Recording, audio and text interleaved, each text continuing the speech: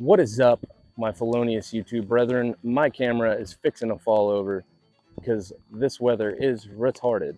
Today we're going to be going over the Mark 18 Mod O. If you're a clone correct snob, this is the Gen Z gender confused Mark 18 Mod O. You remember one thing from today, it's this. The mind is the only weapon that doesn't need a holster.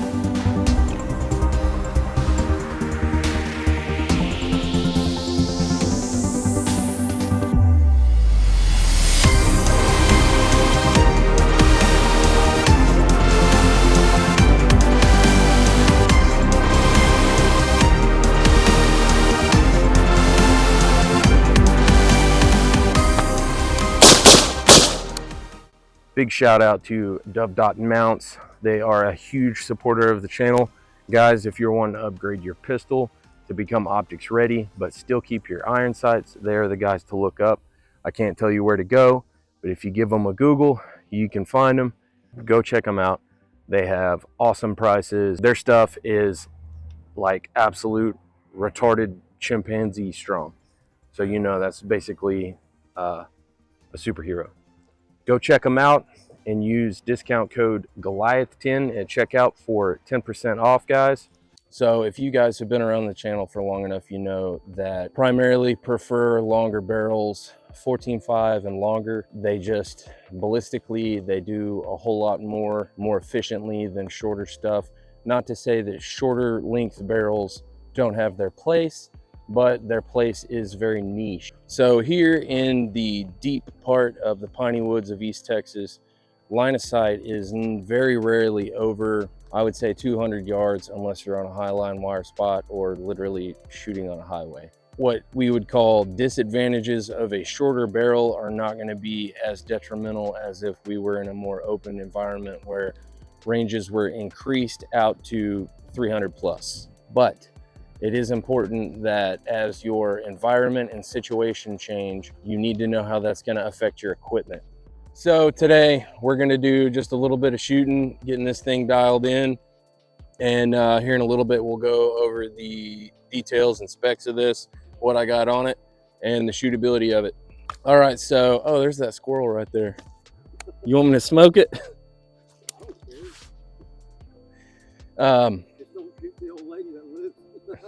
Property.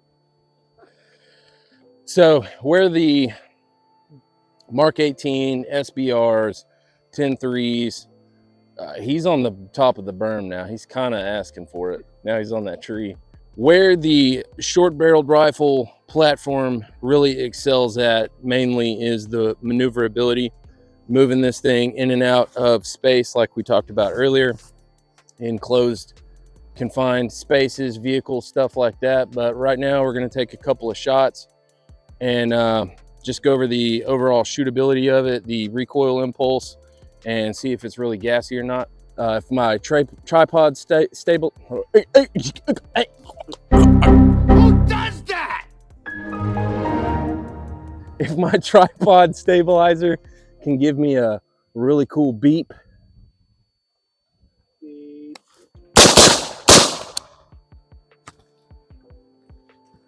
All right, so initially on that, not overly gassy, but all the water landing on it went straight into my eyeballs. All right, we'll do a compressed high port. What? Your ocular sac. My ocular sacs got water in them.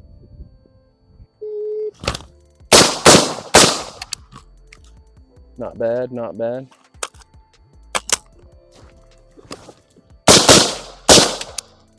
Woo, that one was a little gassy. Not too bad. In honor of Flannel Daddy, we're gonna torment my ocular sacs a little bit more. And I'm gonna go ahead and do a build drill. It's not timed because who gives a shit? Oh, malfunction. Work through it, work through it.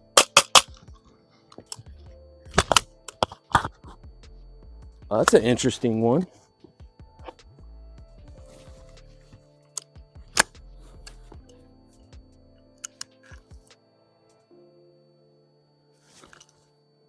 That was very interesting. What was that, 3 rounds? Longest bill drill ever.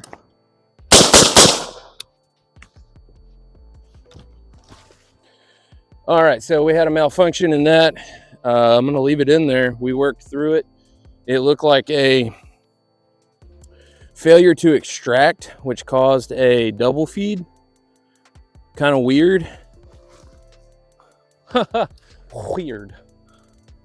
But I also haven't lubed this thing at all. And it's a brand new upper, so I'm not gonna blame it on that. Might be ammo, might be this old GI mag. I don't know, could be any number of those things, so whatever. So we'll do another Mozambique to the chest, one to the head on the buzzer.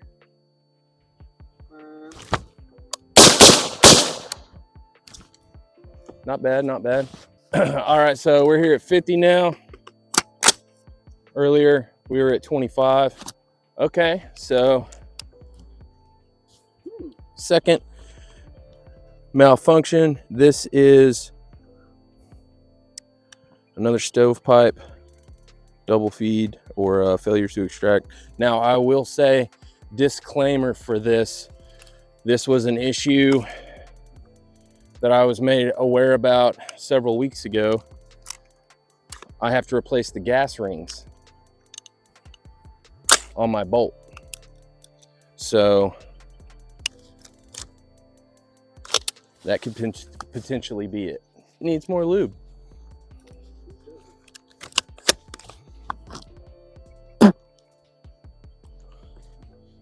Last thing I said, spit in my mouth. Spit in my mouth. Her last words were, spit in my mouth. Oh, I missed. Let's spit on it. Okay. All around good for the gun. Why does this gun stink when you shoot it? It smells like Bigfoot's dick.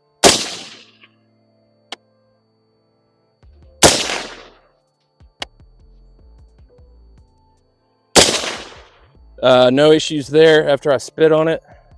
So, you know, the Hawk 2 is not only for girls, but if you're in a pinch, it also works on your AR. So that's pretty cool. We're gonna take it back to the 100 and do a couple of pop shots, and then we'll discuss this build in a little bit more depth. Should I do the Captain Price for this one?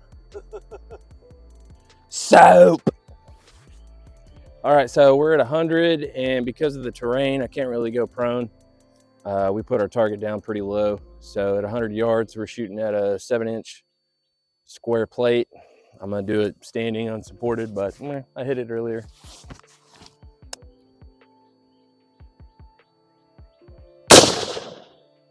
High. Hit.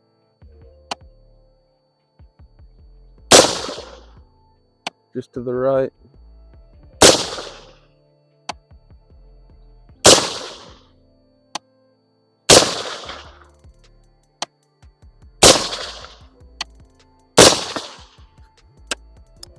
So there was a couple of hits out of that. I channeled my inner Price. As far as holdovers, we'll go into a little bit more detail here in just a little bit, but I'm using a 36-yard zero with a red dot at an absolute co-witness height. And so at 100 yards, my holdover on that 7-inch steel plate is, it has a wee little head space, wee little head. and I'm aiming just above that. So my holdover for that is not drastic at all. That's completely acceptable to me. If you're aiming at a dude, a full-size dude, then yeah, no holdovers needed. That's at 100. So hopefully here in a little while, we'll be able to get some access to some further ranges and test our holdovers from there. But yeah, so far, I'm digging it. Other than the minor malfunctions that are probably my fault.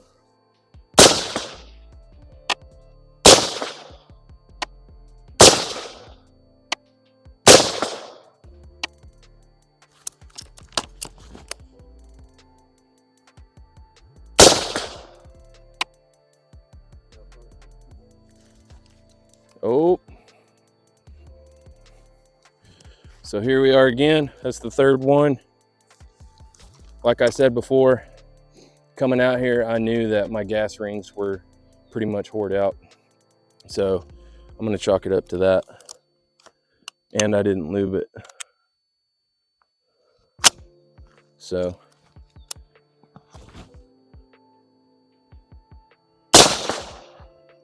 accuracy wise though, I am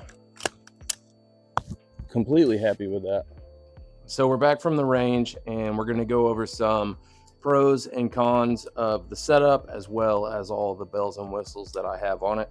My overall impression, just with the limited rounds that I put through it, I enjoyed it very much. The nostalgia of it, if any of y'all have seen American Sniper with Bradley Cooper, you guys thankfully peer pressured me into finally buying a suppressor, and I ended up going with literally the cheapest one that my local dealer offered, which was the Gemtech Trek 2, which is actually a pretty badass suppressor for the price point.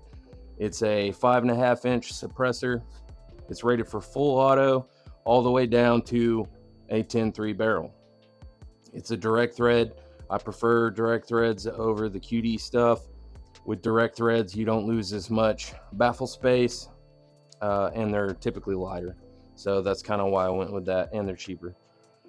So we're still doing testing on that, but essentially that's why I got into the 10.3, was because this bitch was heavy on the 14.5 and the 18-inch. And I was like, I want to run this thing full time. I want something shorter. So I may as well go with something that looks bussin'. We've got the Gemtech out front. Obviously this upper is a 10.3 and it is a PSA upper. No bolt and no charging handle, just the like $190 special that they've got. I really have no complaints when it comes to PSA stuff, because 99% of the time I'm not buying a full rifle, I'm just buying parts. And I experiment with so many different parts and accessories and stuff like that, that even if I bought a fully built rifle, it's gonna get its parts yanked and it's gonna get poured out and all kinds of other stuff put inside of it. That sounded kind of weird. But so we've got the 10.3 PSA upper. Obviously right out of the box it came with the classic fore-end heat shield plastic one. I might go back to this in a later build if we so desire to do a like Gordy retro build with the carry handle and stuff. But I dropped in a super cheap like UTG quad rail cheese grater drop-in system. So that, and then we've got the rail covers on the 3 and 9 up top.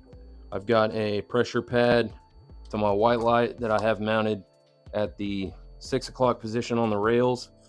And then up top we've got our Schmeck 15 knockoff. Then we have our classic broomstick style vert grip, which seems to be working pretty nicely with this setup.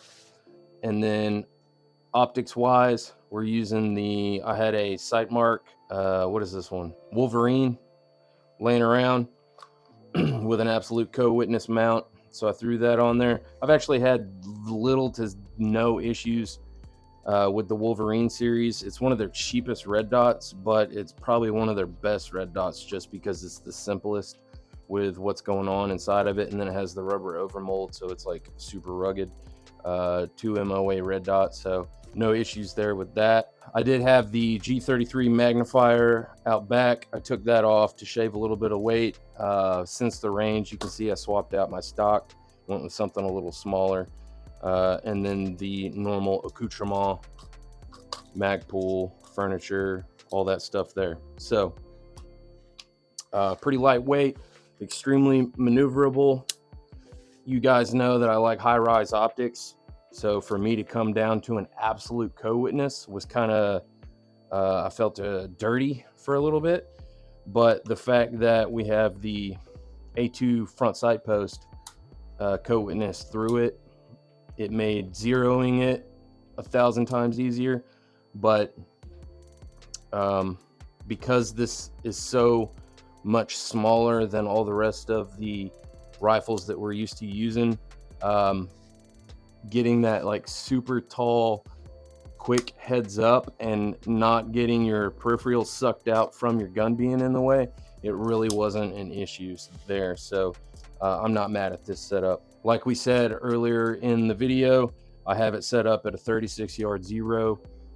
If you're running anything from absolute co-witness, lower 1/3, all the way up to, I would say, a 193 height optic mount, 36-yard zeros are definitely the way to go. Based off the shooting, we did it at 25, 50, and 100 yards. As far as accuracy goes, I had no issues or no qualms with what this was pumping out. I'm using super cheap 55 grain range ammo. And so when I did everything just right that I was supposed to do on my end, this thing was slapping just where I wanted to. We were shooting at a 7-inch steel plate at both the 25, 50, and 100, and I was able to connect fairly consistently at 100, standing unsupported. So it so far it's passed the accuracy test for me. Now, we did run into a couple of issues with some stovepipes, some malfunctions that were kind of a weird combination of a failure to extract, but yet it had a live round in the chamber, and then the spent casing was like wedged in the front of the ejection port. It's been a while since I've seen some malfunctions like that, so that was interesting. That I'm not going to blame on PSA just yet, because like I said earlier in the video, my gas rings on my bolt are getting to where they're hored out.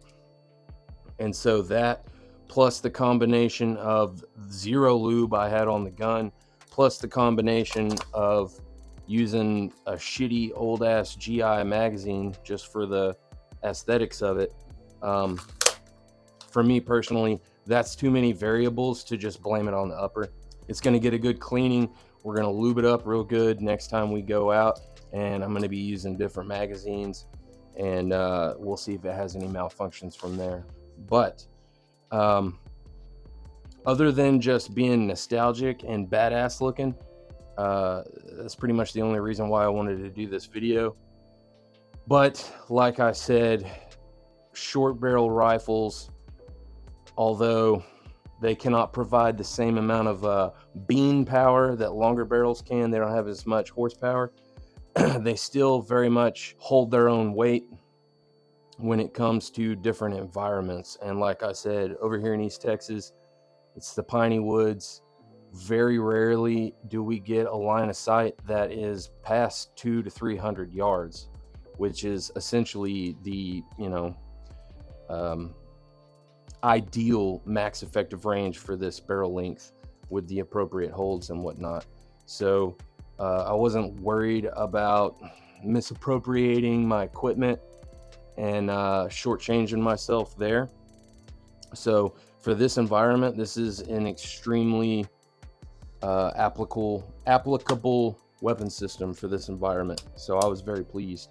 My holdovers at 100 yards, like I said, I was holding just a little bit over the headpiece on that 7-inch, and I was connecting. So guys, you're going to be seeing this a lot more in videos.